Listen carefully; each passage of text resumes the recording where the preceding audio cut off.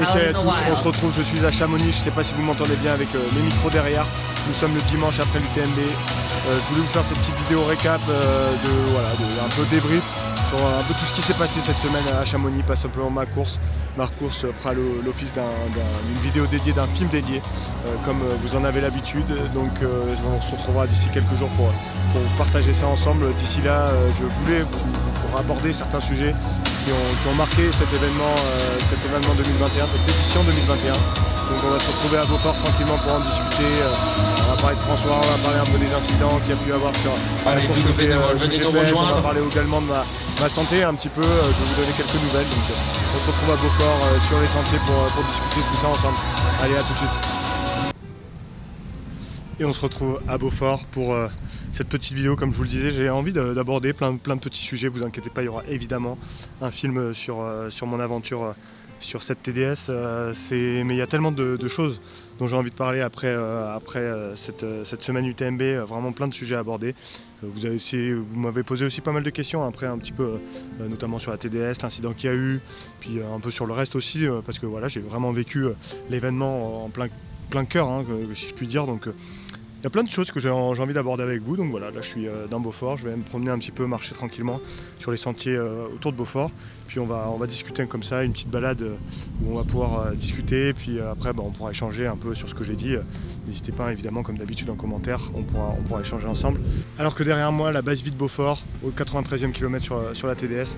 Je voulais passer par là, ça me rappelle de quelques mauvais souvenirs il y a quelques jours. Mais non, plus sérieusement, je voulais commencer en passant ici parce que je voulais faire une petite parenthèse sur la bienveillance, tous les messages que j'ai reçus pendant cette semaine UTMB, à la fois pendant la TDS, que j'ai vu après évidemment, à la fois juste avant, à la fois après aussi beaucoup, après quand j'ai posté un peu des choses pendant la semaine. C'est incroyable. Franchement, je sais pas trop comment réagir à ce propos parce que c'est tellement incroyable de voir un peu déjà l'engouement que ça a pu créer et puis aussi finalement c'est un tel bonheur de voir que juste en partageant des choses comme ça, en partageant un peu mes aventures, je peux aussi vous donner un peu quelques émotions et puis qu'on peut ensemble partager notre passion et cultiver notre passion aussi pour ce sport qui est incroyable. Ça fait super plaisir, donc je voulais évidemment vous remercier pour tout ça. Je crois que j'ai pas répondu à tout le monde, j'ai eu tellement de messages, mais c'est un peu la première fois que ça m'arrive, donc je suis désolé si je vous ai pas répondu, mais j'essaierai de prendre le temps un petit peu au fur et à mesure de répondre à tout le monde, mais c'était important. Je voulais vraiment faire ce petit crochet avant de commencer la vidéo. Premier sujet que je voulais aborder avec vous et sur lequel je voulais revenir, c'est un peu sur cette semaine UTMB, ce week-end UTMB en particulier, parce que c'est quand même la course majeure, la course reine UTMB. C'est quand même un événement, on peut dire ce qu'on veut. J'ai pas vraiment donné mon avis moi sur cette chaîne à propos de l'UTMB. Si vous me suivez sur les réseaux, vous avez peut-être vu quelque chose passer, notamment sur Twitter où je parle un petit peu. J'ai parlé un petit peu au moment où c'est sorti de l'annonce avec le partenariat avec Ironman. Je sais pas si c'est vraiment le lieu d'en parler ici. C'est vrai que, à titre personnel, j'étais plutôt moyennement emballé, moins qu'on puisse dire, par ce changement au sein de l'UTMB.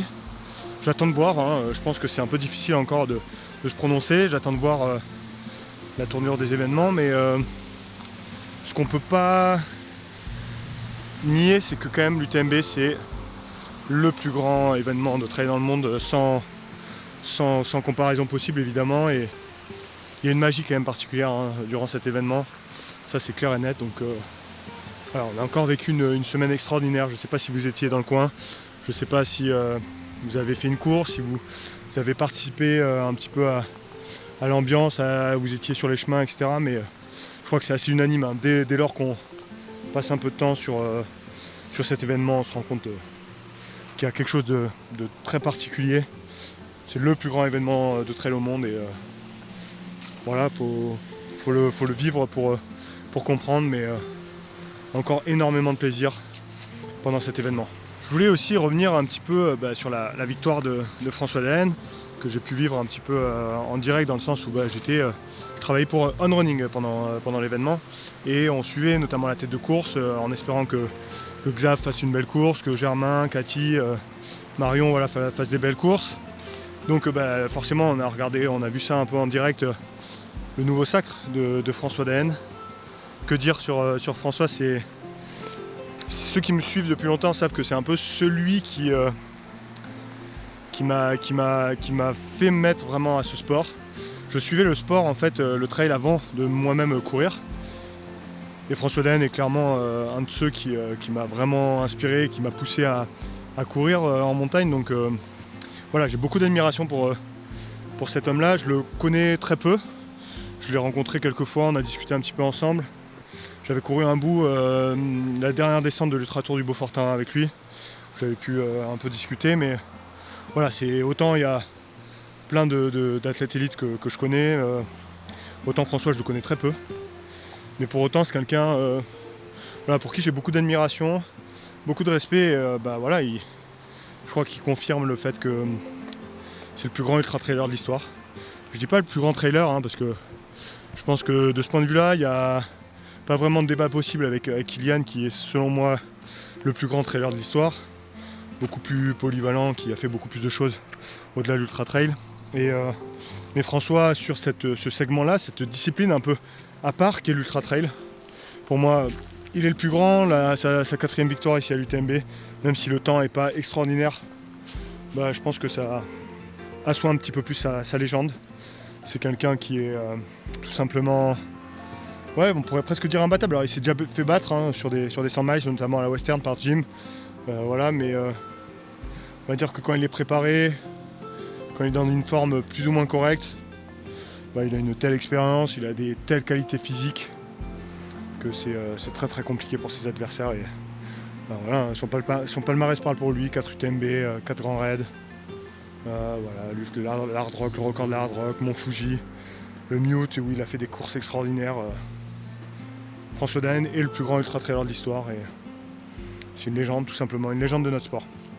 J'ai parlé un petit peu de François Daen qui a ébloui la course de son talent, mais que dire, il faut dire un mot de Courtney Dauwalter, évidemment, le 7ème au scratch de cette UTMB, comme Aurélien Bozio l'avait fait en 2013 ou 2013 je dirais. Peut-être je dis une bêtise, c'est peut-être entre 2012, 2013, 2014, j'ai un doute parce qu'elle a gagné 3 fois l'UTMB, donc je ne sais plus exactement laquelle année c'était, donc voilà, ça a été une performance qui a déjà été faite dans le passé, mais Courtney, incroyable, cette femme est tout simplement une mutante, c'est incroyable de voir ça, et puis toujours le sourire, c'est des gens comme ça qui vous font aimer ce sport-là.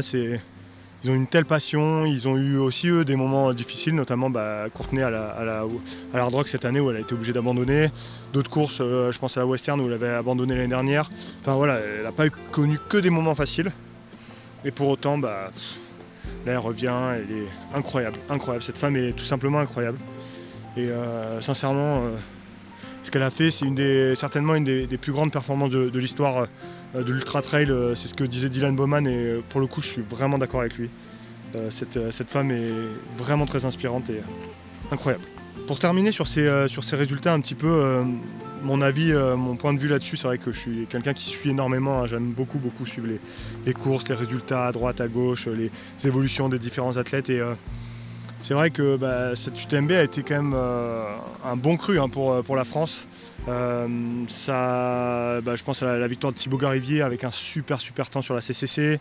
Je pense aux performances des Françaises aussi sur les diverses courses. Blandine Hirondelle, magnifique sur l'OCC. Je pense également sur l'UTMB à Camille Bruyat. Camille Bruyat, 2e pour son premier 100 miles. Cette femme aussi est quand même assez inspirante. Marion, évidemment, 4e, Marion. Incroyable, Marion Delépierre sur l'UTMB. C'était très émouvant de la voir arriver en pleurs sur la ligne d'arrivée. J'étais là pour prendre des photos pour Ron et vraiment ça a mis les frissons. Donc un très bon cru côté français. Le top 5 de l'UTMB, 5 français. Donc voilà, ça parle un petit peu. Ça prouve, je pense, j'en ai un petit peu parlé avec Xav Thévenard, ça prouve qu'aussi en France on a évidemment une culture trail, on est certainement le plus gros pays de trail en termes de pratiquants par rapport au nombre de la population, mais on a aussi quand même, je pense que Xav disait ça et je trouve ça intéressant, on a un terrain de jeu qui est vraiment très adapté à ce sport. On a beaucoup de massifs très variés en termes de terrain de jeu et sur un territoire qui est relativement petit. Par exemple, si on compare aux US, ce qui fait que je pense que c'est de là aussi où la culture trail c'est vraiment ancré, que vous allez dans le Jura, que vous allez dans les Vosges, que vous allez dans le Massif central, qui sont des massifs de moyenne altitude. Pour autant, il y a des vraies cultures trail qui sont ancrées. Je ne parle pas évidemment des Alpes, des Pyrénées, et puis aussi de terrains qui ne sont pas montagneux, où il y a une vraie culture. Je pense à la Bretagne, je pense au nord de la France. Voilà, tout ça fait que on est un pays où ce sport est vraiment déjà beaucoup pratiqué, où on a une vraie grosse culture de ce sport. Et in fine, c'est vrai que c'est aussi un petit peu logique qu'on a des très grands champions. Donc non, vraiment, c'est cool de voir d'un point de vue un peu chauvin, même si il n'y a aucun chauvinisme à avoir, mais en tout cas c'est toujours sympa de voir des Français gagner. Et puis là pour le coup, 2021 a été un très grand cru pour la France durant cette semaine UTMB. Rapidement, je voulais traiter une petite question. Après mon abandon sur la TDS, j'ai eu pas mal de messages assez sympas sur la thématique. Bon, t'as abandonné sur la TDS, mais bon, c'est aussi la course la plus dure de la semaine UTMB. À vrai dire, aussi sympa soit-il, ces messages, moi je suis vraiment pas d'accord avec ça. Je pense que l'UTMB est quand même bien plus dur, et ça pour diverses raisons. Déjà, on dit que l'UTMB c'est pas technique, c'est roulant. Enfin c'est roulant, tout est relatif, il y a quand même 10 000 mètres de dénivelé, mais en fait c'est pas technique certes, mais la TDS n'est pas plus technique que l'UTMB selon moi. C'est vraiment un parcours qui est très très roulant, hein, à part peut-être le Beaufortin et effectivement la descente du Passeur de Pralognan. Bon, j'y reviendrai d'ailleurs sur ce sujet-là, mais sinon c'est un parcours qui n'est pas technique. Et donc déjà l'UTMB est plus long en 170 km par rapport à 145. Donc l'un dans l'autre, déjà même le parcours, je pense qu'il est quand même plus dur sur l'UTMB. Ensuite, il y a une question qu'il ne faut pas éluder, qu'il ne faut pas mettre de côté, c'est le côté pression. L'UTMB, c'est la dernière course de la semaine, c'est la grande messe, c'est la course qui est la plus médiatique. Je pense que quand on est au départ de l'UTMB, on n'a pas la même pression que quand on est au départ d'une des autres courses. Donc ça, faut aussi prendre ça en compte. Je pense que c'est un élément important dans l'équation. Et si un jour j'ai la chance de participer à l'UTMB, je pense que c'est un élément à ne pas occulter quand on prépare d'un point de vue mental la course. Donc ça aussi, de mon point de vue, clairement l'UTMB c'est la course la plus dure, et je pense que c'est pas anodin qu'il y ait un taux d'abandon aussi énorme. C'est aussi parce que tous ces athlètes-là, notamment en devant, ils se mettent pas mal la pression, ils gèrent assez mal leur effort de fait parce que ils ont une approche mentale qui est peut-être pas idéale, et c'est très dur, je pense, d'aborder mentalement l'UTMB. Donc voilà, pour moi l'UTMB reste quand même la course vraiment la plus dure de cette semaine UTMB. J'en parlais juste avant, effectivement, il faut que je revienne sur cet incident qu'il y a eu sur la TDS, ce dramatique accident qui a coûté la vie à un coureur tchèque. Alors il y a eu un peu un imbroglio, c'est vrai que quand j'ai abandonné, vous avez été nombreux à me demander, à penser peut-être que c'était un peu lié à ça, etc. Pas du tout, parce que en fait je suis parti, moi je suis passé bien avant que l'accident ait lieu, donc en fait tous les coureurs qui sont passés avant ont pu continuer leur course jusqu'au bout. Donc non, il n'y a aucun lien entre mon abandon et l'accident qu'il y a eu sur la descente du Passeur de Pralognan. Je voulais revenir là-dessus parce que finalement je trouve qu'on n'en a pas tant parlé que ça. Et en fait, évidemment c'est un événement tragique, mais évidemment on a beaucoup de compassion pour ses proches, ses amis. C'est toujours très triste que quelqu'un meure en montagne. Non pas surtout, en trail c'est vrai que c'est un sport qui est quand même très safe normalement, on court sur des sentiers, donc il n'y a pas grand risque, c'est pas une pratique qui est très engagée comme peuvent l'être l'alpinisme ou le ski de pentraide ou ce genre de pratiques qu'on fait en montagne, mais c'est vrai que c'est dramatique, clairement. Maintenant, il y a eu assez peu de critiques, je trouve, sur la gestion de l'événement par l'UTMB, et aussi sur la responsabilité de l'organisation. Et en fait, moi je vais vraiment dans ce sens-là. Je pense que l'organisation n'a pas grand-chose à se reprocher. Évidemment, bien sûr, c'était un passage qui était dangereux cette année. Il y a 100 mètres de dénivelé négatif là, qui sont vraiment techniques quand même, après le Passeur de Pralognan, quand on descend vers le Cormet de Roseland. Ça, on ne peut pas le nier, je veux dire, c'est évidemment que c'est un passage qui est assez délicat. D'autant que là, il avait plu, donc c'est des cailloux dès qu'il pleut, qui sont très très glissants. Donc le passage était dangereux, ça sans aucun doute. Il y avait une corde, ça c'est peut-être le seul petit reproche qu'on peut faire. Il y avait une corde qui était installée pour justement aider au fait que ce soit quand même très, très technique et que ça glisse, donc qu'on puisse se tenir. Mais cette corde était assez détendue, donc c'est vrai que c'était pas idéal de ce point de vue-là. Maintenant, honnêtement, voilà aussi les accidents, malheureusement c'est des choses qui arrivent et on est en montagne, dans un environnement qui reste quand même dangereux, on sait quand on part au départ de ce genre de course. Donc moi j'ai du mal à mettre quelconque responsabilité sur l'organisation. Ça fait je sais pas combien d'années que la TDS existe, il passe par ici. Voilà, et malheureusement cette année il y a eu un accident, mais ça aurait pu se passer autre part sur le parcours. Donc non, pour moi l'organisation n'a pas grand chose à se reprocher de ce point de vue là. C'est évidemment dramatique, c'est évidemment très triste, mais je pense pas que ça doit remettre en question le fait de passer là, l'existence de la TDS ou quoi que ce soit. C'est un accident comme il y en a et comme il peut en avoir partout. Et malheureusement, c'est arrivé cette année à cet endroit-là, mais ça fait partie de la vie et ça fait partie du sport en montagne. Il y a toujours un risque. Je voulais profiter aussi de cette vidéo pour revenir sur mon état de santé après cette TDS. Vous avez vu que j'ai abandonné, alors vous avez été beaucoup à me poser la question de savoir un petit peu pourquoi. Pour ceux qui me suivent sur Twitter, j'ai un tout petit peu développé à ce sujet. Pour le reste, c'est vrai que j'ai répondu à certains d'entre vous, mais je ne me suis pas non plus trop étendu sur la question. Je ne vais pas rentrer dans les détails, mais j'ai une petite alerte au cœur, rien de bien grave. A priori, on ne sait pas trop encore, mais a priori, faut pas s'inquiéter outre mesure.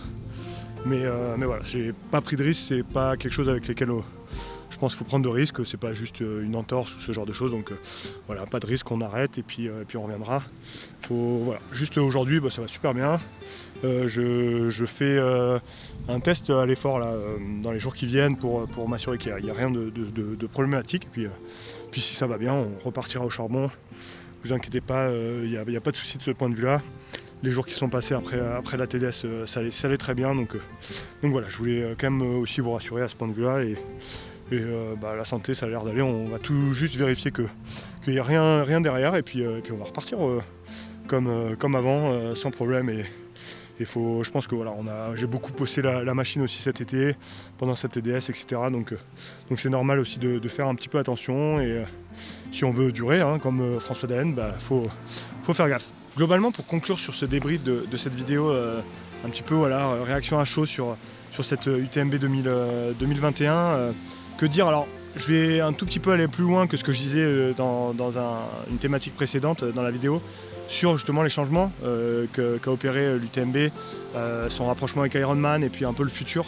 Je pense que dans le futur, l'UTMB restera la course majeure de l'ultra trail dans le monde. Évidemment, c'est un événement à part, c'est un événement qui est extrêmement, extrêmement bien organisé. Ça, je pense qu'il faut mettre l'accent là-dessus parce que, évidemment, c'est un événement qui est quand même très orienté aussi sur le développement et le business aussi qu'ils peuvent générer. Ça, c'est une évidence et je veux dire, on peut le critiquer, on peut ne pas être en accord avec ça.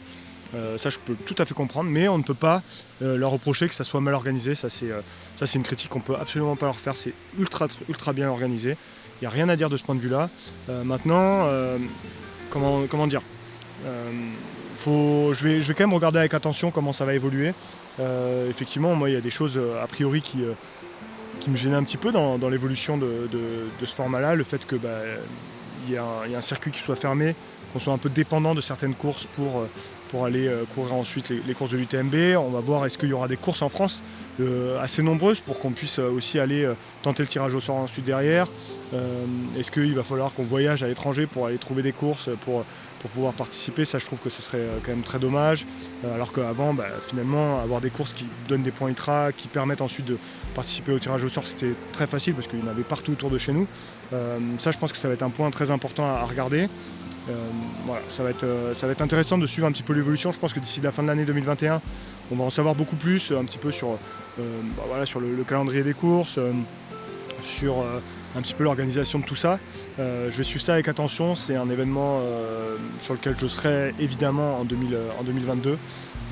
Sous quel format? Est-ce que je courrais? Est-ce que je travaillerais? Enfin, je sais pas trop, je peux pas le dire évidemment maintenant, mais en tout cas, c'est quand même un événement incroyable, il faut le dire. Bien sûr qui est assez porté sur le business, il faut le dire aussi. Maintenant, est-ce que ça empêche de prendre du plaisir? Est-ce que ça gâche le plaisir? Je peux comprendre que certains s'en détachent à cause de cet aspect business.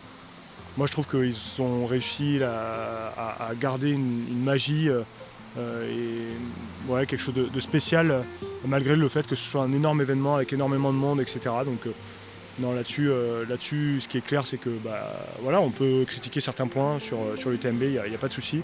Maintenant, on est obligé, je trouve, de reconnaître que c'est quand même le plus grand événement, le mieux organisé. Et, voilà, que chaque année, c'est pas pour rien qu'on y retourne tous et qu'on vibre tous, qu'on sort de cette semaine-là avec énormément de motivation, de passion.